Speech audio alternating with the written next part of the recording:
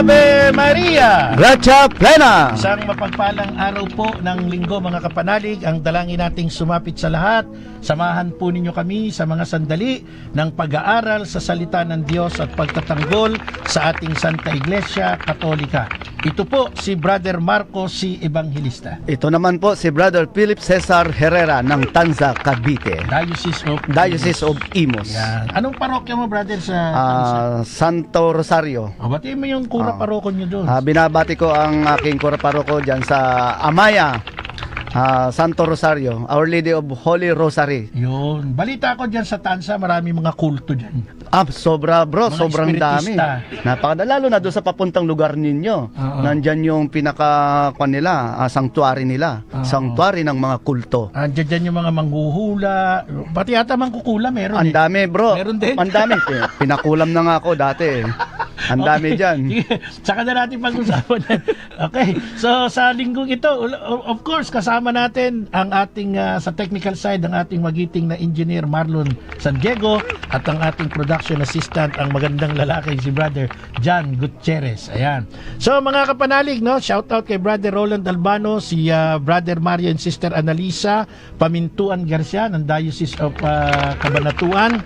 Siyempre, nandyan po si ang ating mga kapanalig na nakasubaybay lagi sa atin. Pero bago tayo pumunta sa topic natin, Brother Philip Cesar Herrera, ay nais ko lamang magpasalamat sa isang kapanalig natin dyan po sa bahagi ng Western Australia na siya pong umiikot sa maraming bahagi, no? Maraming bahagi ng Mandurah, South of Perth at sa rest of the southwestern Australia upang ipamalita yung ating mission sa Apologetics Ministry at sa pamamagitan ng ating aklat na isinulat Pagtatanggol sa Pananampalataya.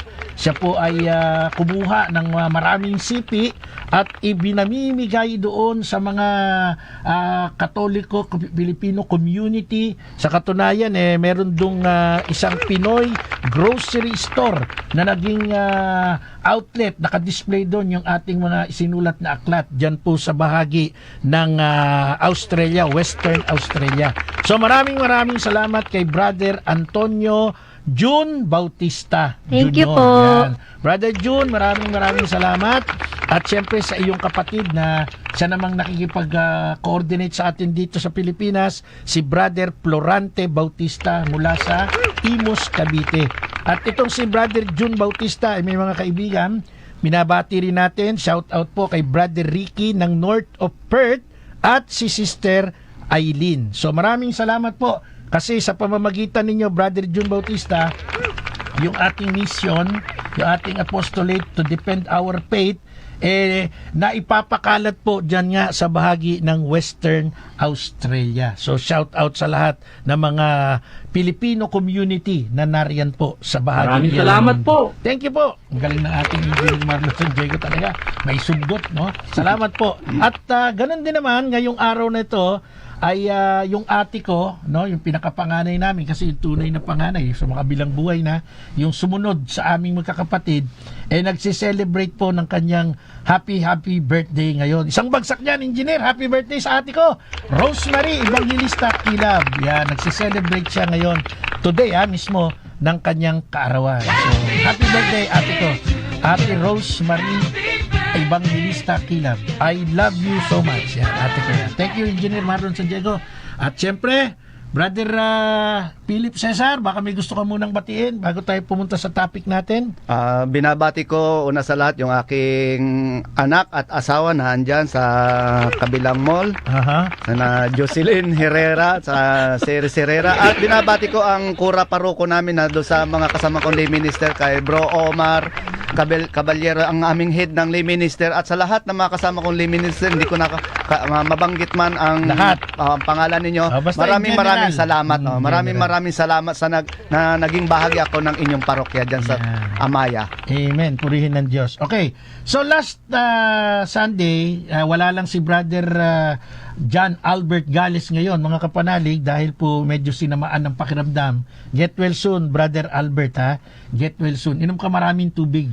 Kasi alam nyo, ang water therapy, magandang tulong yan pag may sakit tayo. So, Brother Albert, mga kapanalig, wala siya dito. Meron hong sama ng pakiramdam. Get well soon, brother. And God bless you.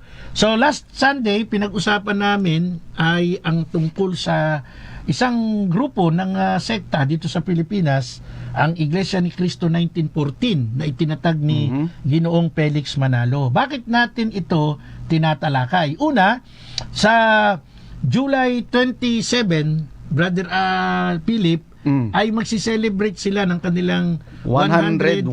111. 111, tama. 111 year anniversary or founding anniversary.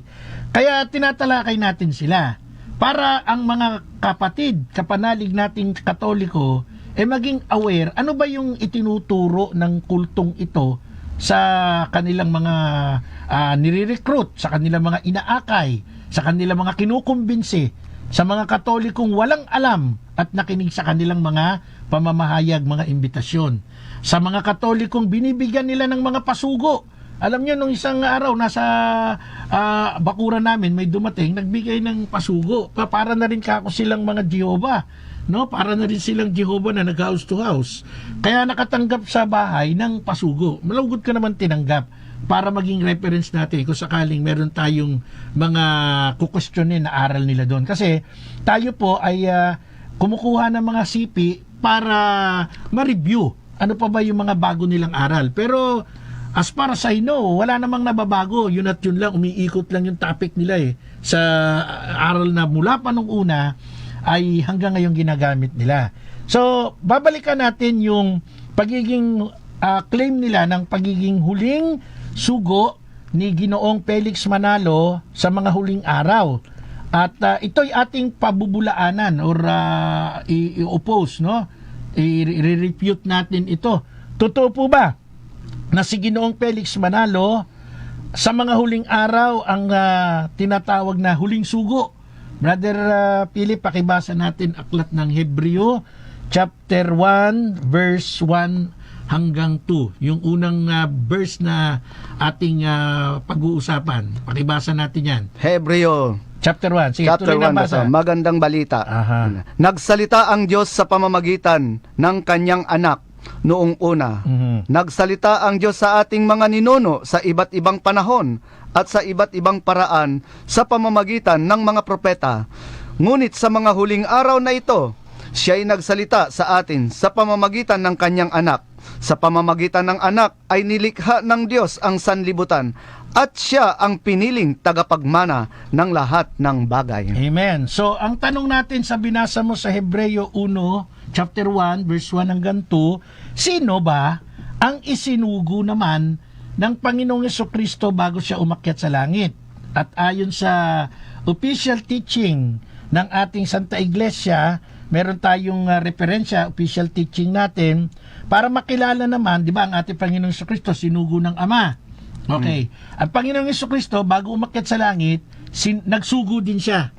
No? Nagsugo din siya. So, sino itong isinugo ng Panginoong Jesucristo bago siya umakyat sa langit? Pag pinag-aralan natin ng Bible, makikita natin ng isang katotohanan dyan. Ang kanyang sinugo ay yung kanyang mga alagad. At makikita natin yan sa Juan chapter 20. Anong sabi doon? Pagkatapos sila'y hiningahan niya at sinabi, tanggapin ninyo ang Espiritu Santo, di ba? Kung paanong sinugo ako ng Ama, gayon din naman sinusugo ko kayo. Sa Catechism of the Catholic Church, number 981, pakibasa, Brother Philip. Catechism of the Catholic Church 981. After his resurrection, Christ sent his apostles so that repentance and forgiveness of sins should be preached in his name to all nations. The apostles and their successors carry out this ministry of reconciliation, not only by announcing to men God's forgiveness merited for us by Christ and calling them to conversion and faith, but also by communicating to them the forgiveness of sins in baptism and reconciling them with God and with the church through the power of the case received from Christ. Amen. Tuloy na natin yung basa, Mateo chapter 28 verse 19. At ito ang mababasa sa Mateo 28:19. Kaya't humayo kayo, gawin ninyong alagad ko ang mga tao sa lahat ng mga bansa. Bautismuhan ninyo sila sa ngalan ng Ama at ng Anak at ng Espiritu Santo. Okay. So dito sa mga binabanggit natin, kasi si Felix Manalo daw ang huling sugo. Okay. Balikan muna natin, mag-start tayo kay Jesus. Ang ating Panginoong Jesucristo sa John 3:16, "For God so loved the world, He gave His only begotten Son." Sinugo ng Ama ang anak, no other than our Lord Jesus Christ. And then ang ating Panginoong Jesucristo ay namatay, pinako sa krus, nabuhay na mag-uli, pero may karugtong na kwento yan. Yung binasa natin sa Catechism. Sinugo naman niya ang kanyang mga alagad para magpatuloy ng mga pagdaloy ng grasya sa tao through the sacraments of confirmation, sacrament of reconciliation, sacrament of Eucharist, 7 yan. Di ba? So, ito hindi natin pwedeng pabulaanan na ang Panginoong Jesucristo sinugo ng Ama, pero ang Panginoong Jesucristo nagsugo din. So, itong sinugo niya, ang inutusan niya na magbautismo sa lahat ng tao para maging tagasunod niya sa ngalan ng Ama, ng Anak at ng Espiritu Santo. Yan mga kapanalig, ito na, pag-usapan na natin yung pinaka-highlight. Pinakita lang natin yung flow. Ang Ama sinugo ang Anak sinugo ang kanyang mga alagad. Sa Iglesia ni Cristo, hindi ganon. Iba. Ang sinugo huli ay si Felix Manalo. Daw. Daw. So, ang Iglesia ni Cristo, 1914, naniniwala sila na yung pagkasugo ni Felix nahulaan sa banal na kasulatan. Ito yung tinatawag nilang Far East at ang Ibong Mandaragit. Ang daming titulo ni Felix eh. Ano pang alam mong titulo niya? Agila. Ibong Mandaragit nga. Ano pa? Uod ni Jacob. At meron pa, marami yan. Elias daw. Marami yan, di ba? Napakadami. So, pag-aralan natin yan. Ang saligan ng sinasampalatayanan ng Iglesia ni Cristo 1914 na lumitaw sa Pilipinas noong July 27, 1914. Kaya natin binabanggit yung 1914 eh. Kasi doon sila lumabas eh. Doon na-rehistro. Yun ang kanilang birth date, kumbaga. Hinulaan daw sa Bible, no? Hinulaan sa Biblia. At mga kapanalig, ang kanilang pinagbabasihan according daw. Tama yung ginamit mong term, no? According daw sa hula ni Propeta Isaías. So babasahin ko yung part na ito ng aklat ni Propeta Isaiah chapter 43 verse 5 to 6. Ang sabi, "Fear not, for I am with you. I will bring your offspring from the east and from the west. I will gather you, and I will say to the north, give up, and the south, do not withhold. Bring my sons from afar, and my daughters from the end of the earth." So mga kapanalig, gamit ang Isaiah chapter 43 verse 5 to 6, naniniwala ang aral ng Iglesia ni Cristo 1914 na si Felix Manalo ay huling sugo, ibong mandaragit, uod ni Jacob, etc. etc. Dito lahat nag-ugat yan eh. Dito nag-originate lahat yung mga titulong yan eh. Ngayon, paano natin nasabi mga kapanalig, no, na ang ating tinatalakay ngayon ay pagbubukas ng mga mata sa katotohanan na ang salita ng Diyos, ang pahayag ng propeta ay dinidiskaril sa personal na interpretasyon ng grupong ito. Bakit ika ninyo? Unang-una, wala hong matibay na batayan para i-claim itong talatang ito ng Isaiah 43, tapos i-apply mo sa isang tao na nanggaling dito sa ating kapuluan, dito sa Pilipinas, di ba? Unang-una, sinasabi natin itong mga kapanalig sapagkat ang Iglesia ni Cristo sa kanilang claim ay gumagamit ng mga bersikulo depende kung paano ito papabor sa kanilang doktrina. At take note, hindi lang yon. Ito'y depende din kung sino yung translator ng sipi ng Bible na ginagamit nila. Una, may dalawang translator. Madalas, Brother Philip, pinagbabatayan ng Iglesia ni Cristo pagtuturo tungkol kay Felix Manalo. Ano yung una? Sino yung translator na yan? Ang pangalan niyan ay sino? Mopat, isa yan sa ginagamit nila. At saka si George Lamsa. Okay. Yan. Puntahan muna natin si George Lamsa. Basahin natin yung edition ni George Lamsa yan, di ba? So, basahin natin yung Acts chapter 20 verse 28. Ito paborito nilang basahin. Pakibasa. Okay. Take heed therefore to yourself and to all the flock over which the Holy Spirit has appointed you overseers to feed the church of Christ which He has purchased with His blood. Okay. Pag ang pag-uusapan, Iglesia ni Cristo, pag ang pag-uusapan, Iglesia ni Cristo, gagamitin nila itong George Lamsa version. Alam mo ba yon? Yes bro. Halimbawa, nag-uusap tayo. Halimbawa, may isang iglesia. Patunayan mong Iglesia ni Cristo, ang simbahan ni Jesus. Gagamitin nila itong George Lamsa version. Favorite nila to bro eh. Bakit? Kasi nakalagay dyan, batay doon sa binasa mo, nakalagay, take heed therefore to yourselves and to all the flock over which the Holy Spirit has appointed you overseers to feed the church of Christ which He has purchased with His blood. Ano daw yung binili? Iglesia ni Cristo. Yan ay according to George Lamsa sa translation niya. Pero pag gumamit ka ng ibang sipi, o yung paborito rin nilang si James Moffat, di sila papayag. Huwag mong babasahin yan sa edition o sa version ni James Moffat, yung Acts chapter 20 verse 28. Kasi ang lalabas doon, hindi Church of Christ, kundi Church of God. Yon. No, tituwa na naman si Eli naman yan. Diyos na pala si Kristo dito. Lalabas Diyos si Kristo. Oo, sa dito, wag muna natin puntahan yung topic ng divinity kasi discuss na yan last Sunday. Focus lang tayo dito dun sa kanilang aral na ang Iglesia daw ni Cristo ang tunay. Ang Iglesia ni Cristo ang simbahang tinayo ni Jesus. Ang ebidensya daw, binili yan ng dugo. Anong patunay? Babasahin nila yung George Lamsa. Pero pag ginamit mo yung isang paborito nilang James Moffat, yung Acts 20:28, ayaw nilang gamitin yan. Bakit? Kasi si James Moffat, gagamitin lang nila yung version ni James Moffat doon sa Isaiah 43:5. Yung binasa ko kanina, basahin mo. Anong sabi ni James Moffat version?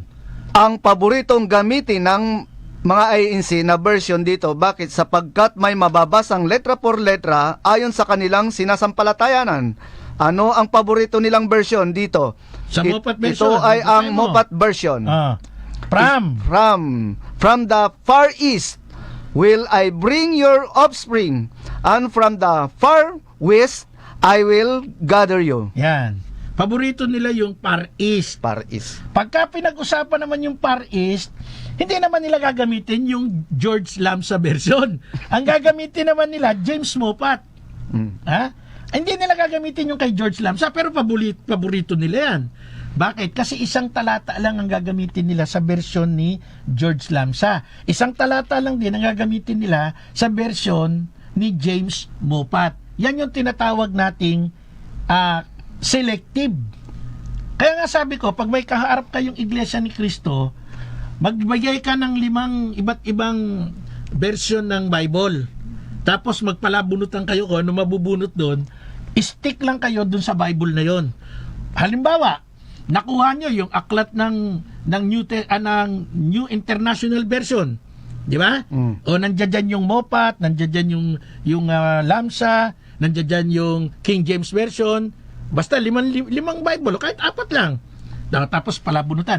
Pag nakuha mo ngayon yung NIV, New International Version, yun na nabunot mo, basahin mo ngayon sa kanila yung Isaiah 43:5. O kaya basahin mo yung Acts chapter 20 verse 28. Hindi sila papayag. Bakit? Ayaw nila. Magkokontrahan eh. Tsaka hindi mag-a-appear. Yung gusto nilang palabasin, Hindi lalapat kasi sa kanilang doktrina. tsaka hindi mag-a-appear eh. Hindi mag-a-appear yung Far East, hindi mag-a-appear Hindi. yung Church Wala. of Christ. So, ibig sabihin, purnada. Purnada.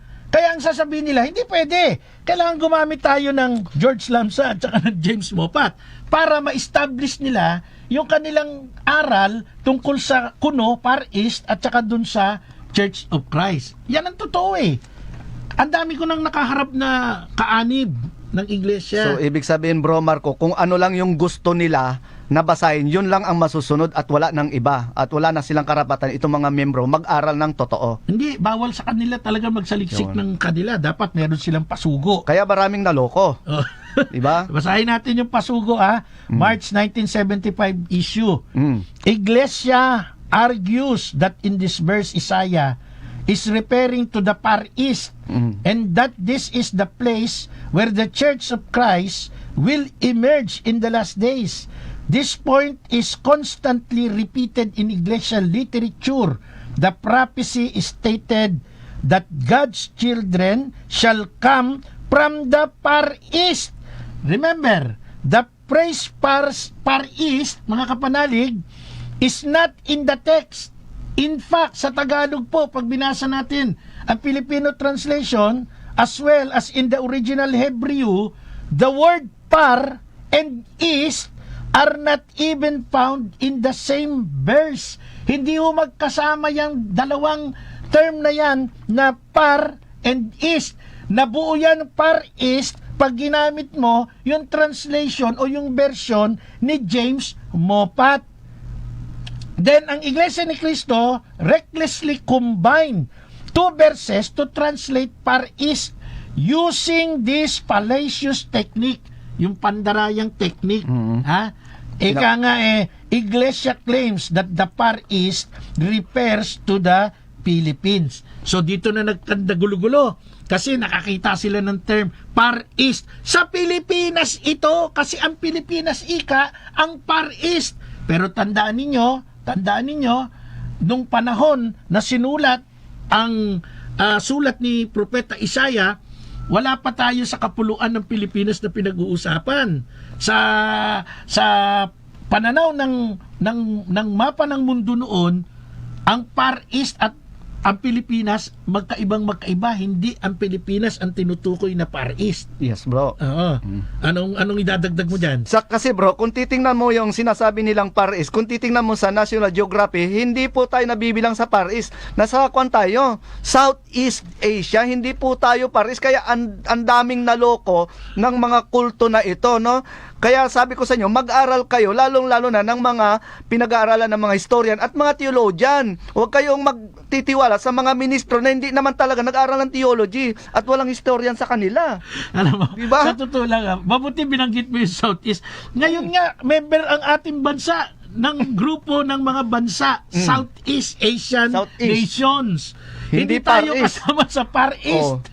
Kaya tama yung sinabi mo na ang Pilipinas belong to Southeast. Yes. Kaya tayo member ng Southeast Asian nation, di ba? Kaya ang daming nadinggoy dito, bro Marco, sa Pilipinas, no? Ang mga Pilipino kasi, lalo ng miyembro ng Felix Manalo, ay madaling mauto, mga uto-uto kasi ang tamad mag-aral. Ang mga Katoliko, uto-uto. Mag-aral kayo, hindi yung bumaba sila kayo sa bibig ng mga ministro. Amen. Mga kapanalig, muli po tayong nagbabalik sa ikalawang bahagi ng ating palatuntunan apolohetika.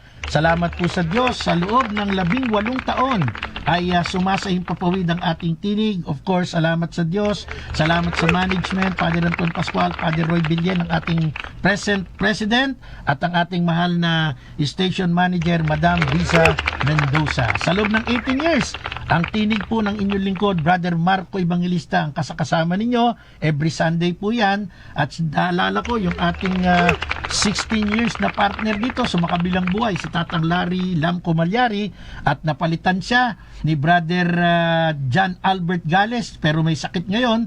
Thank God, natsyempohan naman. Available si Brother Philip Cesar Herrera, kaya may kasama pa rin tayo.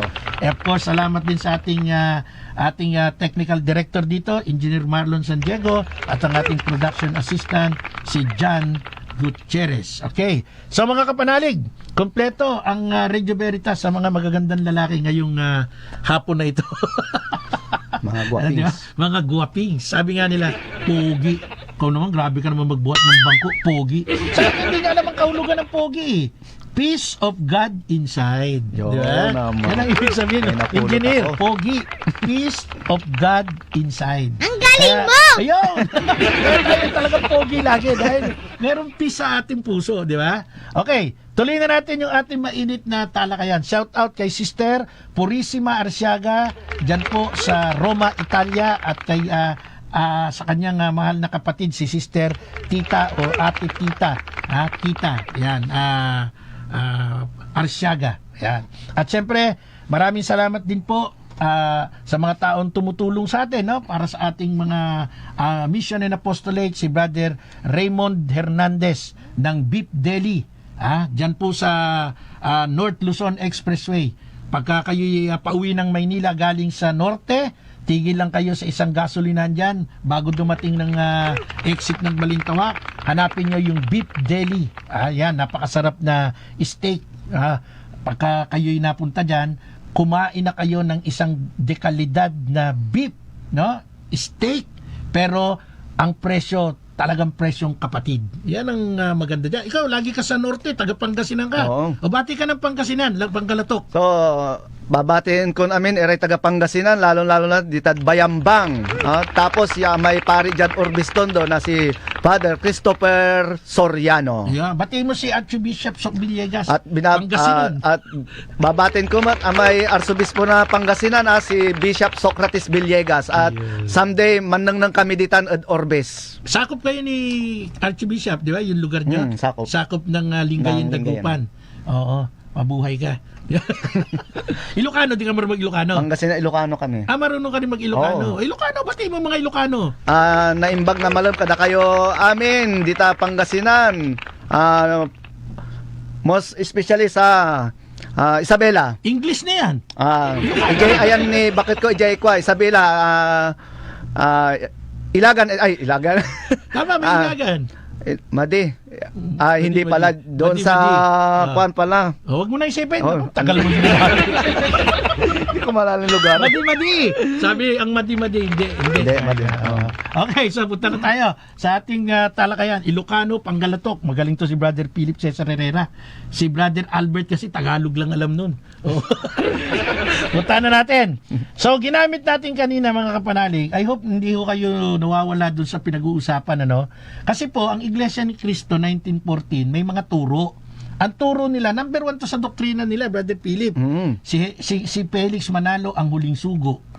Si Felix Manalo ay nagturo na darating from Far East. Si Felix Manalo ay anghel, di ba? Anghel. Si Felix Manalo ay uod ni Jacob. Si Felix, ano yung sabi kanina? Elias. Si Elias. Elias daw siya, ikatlong Elias daw siya. Ayan. So ilan lang po ang ating tinatalakay, pero makikita nyo agad yung contradiction ng kanilang aral. Bakit? Kasi pag pinag-usapan yung tawag sa kanilang samahan, Iglesia ni Cristo, ituturo nila, i-insist nila ang gagamiting basahin yung Acts chapter 20 verse 28, George Lamsa edition or version o translation. Hindi ho sila gagamit ng ibang aklat, ng ibang translation or ibang version. Ayaw nila yon. Stick lang sila kay George Lamsa kasi nakalagay doon na church to feed the Church of Christ. Kaya nga sabi ko, sige, i-offer nyo sa kanila yung King James Version o i-offer nyo sa kanila yung NIV o i-offer nyo sa kanila ang iba pa. Hindi nila tatanggapin yan. Stick lang sila sa George Lamsa kasi yun daw ang tama. Ngayon, pag pinag-usapan naman natin yung Far East, sabihin naman natin sa kanila, gamitin natin yung George Lamsa. Ayaw naman nila. Ay hindi. Ang gagamitin naman natin, yung James Moffat, yung Moffat version naman. Okay, translation. Bakit? Gagamitin naman nila yung Isaiah 43:5 para makuha doon yung term na Far East.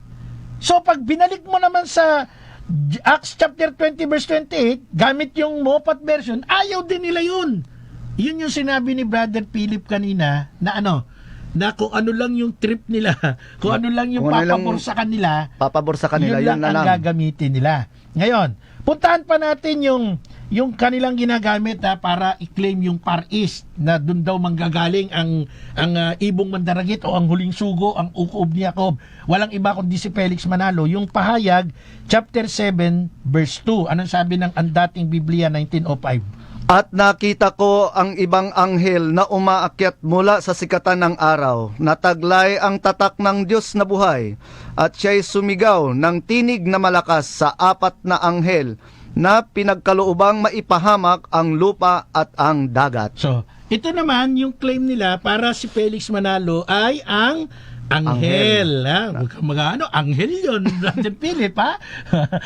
So, iba-iba yung kanilang ginagamit na mga referensya ng Bible na translation. Hindi sila nag-i-stick dun sa isa lang. Kasi pagka yun nag-stick sila sa isa lang, hindi nila matitindigan yung kanilang sinasampalatayanan. Okay, balikan uli natin yung Isaiah 43:5 tungkol dun sa Brother Philip, yung Far East. Basahin mo yung ating New American Bible Revised Edition. Yan yung tumpak na translation. Alam ng mga sinasabi mong mga dalubhasa yan sa Bible, yung mga scholar ng Bible. Basa. Fear not, for I am with you. From the east I will bring back you offspring. From the west I will gather you. Tagalogin natin, Isaiah 43:5. Okay. Huwag kang matatakot sapagkat kasama mo ako. Titipunin ko ang iyong mga lahi mula sa silangan hanggang sa kanluran. So, yung mga binasa natin dun sa magandang pagkakatamang salin, no, binasa natin yung New American Bible Revised Edition, wala tayong makikita diyang Far East. From the east, I will bring back your offspring. From the west, I will gather you. Mula sa silangan hanggang sa kanluran. Walang malayong silangan at tinutukoy dyan. Walang Far East na tinutukoy dyan. Pero ang mga ministro ni Ginoong Felix Manalo, ng kanyang samahan, ng kanyang kulto, talagang determinado, talagang kumbinsido sa tawag na Far East. At ang uulit-ulitin ko, gagamitin nilang translation ay yung kay James Moffat, na sabi ay isang protestanteng Bible scholar. Pero po, mga kapanalig, ito po ay isang tahasang pandaraya. Panlilin lang po ito upang palabasin na nagsasabi sila ng totoo kahit hindi naman. Nakuha mo yung point, Brother Yes, Philip? Sige, dagdagan mo pa sa iyong mga pagre-research. Paano natin masasabing hindi talaga Far East? Sinabi mo na kanina, tayo'y bahagi ng Southeast.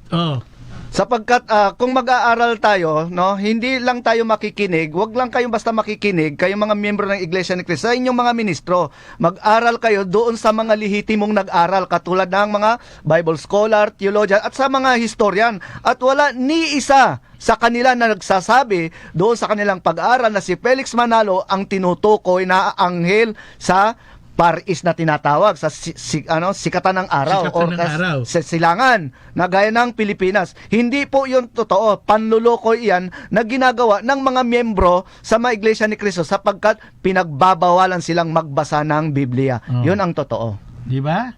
So, mga kapanalig, dito pa lang po sa dalawang talatang pinag-uusapan natin, makikita na natin yung dispalinhadong aral eh. Kasi pag selective tayo, chinap-chap lang natin yung verse na gusto natin, hindi ho tayo nasa katotohanan yan. Dito lang sa Pilipinas, yung kaibigan natin na regular nating nakaka-chat ng mga nakararaan at nakasama natin dyan sa Roa City, si Brother Dwayne Cartujano, isang Bible scholar, dalubhasa sa Hebrew at sa Greek, na siyang original na na salitang ginamit sa Bible, sa Old and New Testament, nagpapatotoo na wala naman talagang salitang Far East. According dito sa binabasa natin sa Isaiah 43:5. Pero, pag nag-produce sila ng ebidensya, ang gagamitin lang nila, uulit-ulitin natin, yung James Moffat translation. Pagdating sa marami pang mga translation ng Bible, wala pong Far East. Tandaan nyo yan. Kaya nga sabi, di ba, lagi, majority wins. Kumbaga sa election, kung sino yung mas marami, ayun ang panalo. Yun ang panalo. Sino ba ang kukontra kay James Moffat? Di yung mga dalubhasa rin sa sa Bible, mga Bible scholar talaga, na yung translation ni James Moffat, yung translation ni George Lamsa, maraming sabit yan, no? Maraming mga dispalinhadong pagkakaliwat o pagkakasalin. So, ito dadagdagan pa natin para lang itindig natin na mali talaga ang mga katuruang umiikot sa loob ng Iglesia ni Cristo 1914. Una, yung paggamit din nila ng ibong mandaragit. Dito po sa isang vlog na pinamagatang ang ibong mandaragit, inilathala noong December 22, 2023 ang galing dito sa Tunay na Lingkod. Meron siyang vlogger to Ang pangalan ng kanyang vlog, Tunay na Lingkod. Ang ibong mandaragit, sabi, i-quote unquote natin, tayong mga kaanib sa Iglesia ni Cristo ay lubos na sumasampalataya sa mga aral ng Diyos na nakasulat sa Biblia. Ang kapatid na Felix Manalo ang kanyang pinili upang ipaunawa sa atin ang mga katotohanan ito. Siya ang isinugo ng Diyos sa mga huling araw. Sa mga nakaraang leksyon na nating natalakay, kasi ito galing sa vlog pinatunayan natin na si kapatid na Felix Manalo natupad ang hula. Ngayon ay isang paunang pahayag o hula na naman ang ating patutunayan. Ano yon? Ang ukol sa ibong mandaragit na binabanggit sa Isaiah 46:11. Ito na naman. Kanina ang topic natin 43:5. Far East. Ngayon naman, Isaiah 46:11, yung tinatawag na ibong mandaragit. Ano ang ebidensya nila? Ano ang kanilang ginagamit para mapaniwala na si Felix Manalo ang ibong mandaragit? Siyempre, yung Far East, yung mga huling sugo, ano-ano pa. Basahin natin. Isaiah 46:11. The voice. I am the one who called Cyrus, the bird of prey from the east. From a land far away, I summon him to do what I intend. My word went out, and I will see it done. My plan has been made, and I will see it through. Basahin natin Tagalog ang Biblia. Okay. Na tumatawag ng ibong mandaragit. May ibong mandaragit pala May ibong mandaragit. Teka, kilalanin natin. Saan galing yung ibong mandaragit? Mula sa silangan. Na taong gumagawa ng aking layunin upang mula sa malayong lupain. Oo, aking sinasabi. Oo, aking papangyarihin. Aking pinanukala. At aking itong gagawin. Pag ang kausap mo, Iglesia ni Cristo, lalo na mga ministro, itong Isaiah 46:11, ibong mandaragit, walang iba yan kundi si Felix Manalo. Babapanalig, nasa huling bahagi na po tayo ng ating programa. Nako, eto na mga pinag-uusapan natin. May mga kanya-kanyang reaksyon na yung mga kapanalig natin. Ito ang isang katotohanan. Pagka nagbasa ng Bible, kailangan lahat ng translation pwede mong maging pagdependihan. Hindi pwedeng isa lang. Kasi pagka nagbasa ka ng isang sitas, tapos doon ka lang sa translation na yon, hindi mo makukuha ang katotohanan. Tingnan ninyo, yung huling binasa natin, Isaiah 46:11. May binanggit dyan na magkakaroon ng ibong mandaragit, tinawag ng Diyos mula sa silangan. Binasa ng mga ministro, tinuro ng mga ministro. Si Felix Manalo yung ibong mandaragit. Brother Philip, si Felix Manalo ba yung ibong mandaragit? isang napakalaging pandaraya, no? Aha. Bakit? Bakit? Kasi kumukuha sila ng mga talata nito para ikapit kay Felix Manalo. Ang problema, ang daming nauuto dahil itong mga miyembro ni Felix Manalo hindi marunong mag-aral o magbasa ng Biblia. Pinutol nila, didiretso mo lang no? Tapos hanapin mo yung konteksto, no? Kung si Felix Manalo nga ito, ang sabi dito sa verse 13, no, ng 46, Isaiah 46:13, Kasi malapit na. binasa natin kanina, 11 lang. 11 lang kasi pinutol ito ang nangyayari. Chap-chap boy itong mga ministro. So, ibig mong sabihin, from verse 11 ng Isaiah 46, ituloy mo lang. Itutuloy mo lang. Kasi, So makikita mo doon. Anong sabi sa 13? Ang sabi dito sa 13, no, malapit na ang araw ng pagtatagumpay. Ang pagliligtas ko'y di na magtatagal. Ililigtas ko ang Jerusalem at doon ko bibigyan ng karangalan ang bayang Israel. So tanong dito, kailan iniligtas ni Felix Manalo, no? Ang bayang Israel. Bayang Israel, no? So nagkanwindang-windang na. Kaya dito naloko ang mga miyembro. Ano pa yung context dito? Na malaking ebidensya na hindi si Felix Manalo to. Ngayon, didepende tayo bro sa mga scholars. Anong sinasabi ng scholar? Doon tayo maniniwala. Bible scholar, ha? Wag tayo maniniwala sa mga ministro na hindi naman talaga nag-aral. Ang konteksto po ito ng Isaiah 46:11 nandito lang sa Isaiah 45. Anong sabi? Nang tinutukoy dito ay si Ciro, Isaiah 45. Ito ang ipinahayag ni Yahweh kay Ciro, ang pinuno na kanyang pinili upang sakupin ang mga bansa at alisan ang kapangyarihan ang mga hari. Ibubukas ko ang pintuan sa lungsod para sa kanya habang siya'y pumapasok. So, ibig mong sabihin, yung Isaiah 46:11 na tinutukoy, tinawag ng Panginoon na ibong mandaragit mula sa silangan, hindi si Felix Manalo yan. Yes. Hindi ka aalis sa Isaiah, punta ka lang sa verse 45. Yan ang Diba? konteksto. Ang tinutukoy na ibong mandaragit na tinawag ng Diyos mula sa silangan, hindi po Felix Manalo ang pangalan. Ang pangalan po ay Haring Ciro. Okay, dadagdagan ko. Ezra chapter 1 verse 1, anong sabi?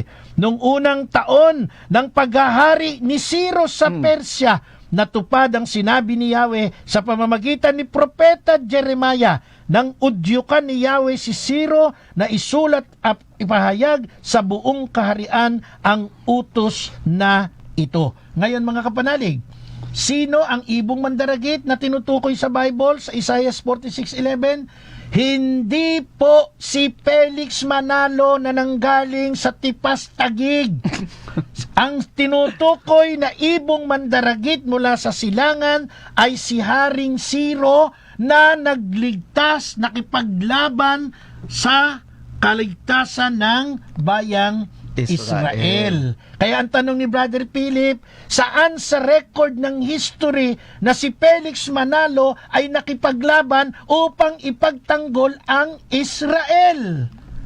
According dito sa mismong scripture na ginagamit nila, mga kapanalig, nakakalungkot po na sa totoo lang, nabababoy po ang salita ng Diyos para sa sariling interes, para sa sariling kapakanan. Yan ang katotohanan. Where exactly is Far East na tinutukoy nila? Sa Isaiah 39:3, chapter 39 verse 3, we can be sure that Babylon is the far off country or land which was mentioned in Isaiah chapter 46 verse 11. Yun yan. Yung galing sa malayong silangan. Ang tinutukoy dyan, hindi Pilipinas. Ang tinutukoy dyan ay ang Babylon, na siyang far off country nung isinulat yang Isaiah 46:11. At yung Acts chapter 2 verse 39 is about Christians existing in far off lands, and it is obvious that Cyrus, si Cyrus, yung Haring Ciro, as the king of Babylon, can no way be a Christian, and Felix Manalo is a Pilipino. Pilipino po, hindi po siya taga Syria. Tandaan niyo yan. Sa Isaiah chapter 11 verse 11 hanggang 12, we can read that God will reclaim the surviving remnant of His people from Assyria, from Lower Egypt, from Upper Egypt, from Cush, from Elam, from Babylonia, from Hamath, and from the island of the Mediterranean. Therefore, the Iglesia ni Christus claim that the island in Isaiah 24:15 and 43:5 is the Philippines is undeniably wrong. Mali po ang claim ni Felix Manalo at ng kanyang mga sugo. Sa Isaiah 24:11 Amplified Bible, anong sabi, Brother Philip? Therefore, Isaiah, Therefore, honor and glorify the Lord in the east, the name of the Lord, the God of Israel, in the coastland and island of the Mediterranean Sea. Iglesia is so determined to convince their followers, no, of this fact that it quotes Isaiah 43:5 from an inexact paraphrase by Protestant Bible scholar James Moffat. Yung mga tagapagturo ng kulto ni Felix Manalo ay kumbinsido sa sarili nila na yung tinuturo ni James Moffat, or rather translation ni James Moffat, Far East, ay ang Pilipinas. Nakakahiya, nakakalungkot. Bakit nakakahiya? Kasi nagiging ignorante ka. Saan mo kukunin yan? Sa tala ng mga mapa, sa tala ng mga kasaysayan. Tuloy mo, Brother Philip. At saka tama yung sinabi mo na binababoy po ng mga ministro ni Felix Manalo ang mga aklat na kanilang pinagbabasa. Kung titingnan nyo, paborito nila ito, sina George Lamsa, no, sina Moffat. Sino ba to si George Lamsa? Membro din ba ito ng Iglesia ni Cristo? Hindi. Naniniwala ba sila na si Felix Manalo ang katuparan nito? Hindi, kasi ang ginawa lang nila, Bro Marco, nagbasa lang sila ng Biblia. Yan po ang katotohanan. Sino ba itong mga Bible translator na to? Ano ang paniniwala nila? Ito ba ay pumapanig sa paniniwala na si Felix Manalo nga ang anghel at sugo? At diba? yung Paris. At yung Paris. So napakalaki napakalaking panluloko po, no. Gumamit naman tayo ng utak or common sense, no, para hindi tayo naluloko ng mga mandaraya. Amen. No? So shout out kay Brother Vicente Mihiliano, no. Si Jesus, ang sabi niya, si Jesus tao lang para sa kanila, hindi siya Diyos.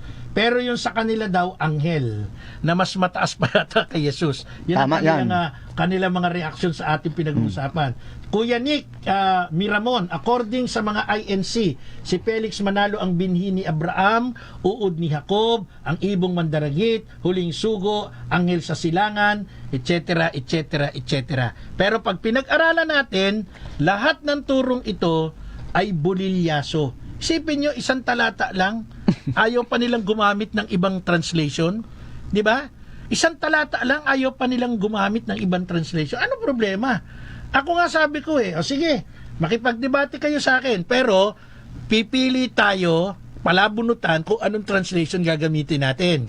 At pag napili natin yung translation na yan, stick lang tayo dyan. Saka natin pag-usapan ngayon, yung mga claim ninyo, yung Far East sa Pilipinas daw, yung ibong mandaragit si Felix Manalo daw, ang anghel sa pahayag ay si Felix na naman.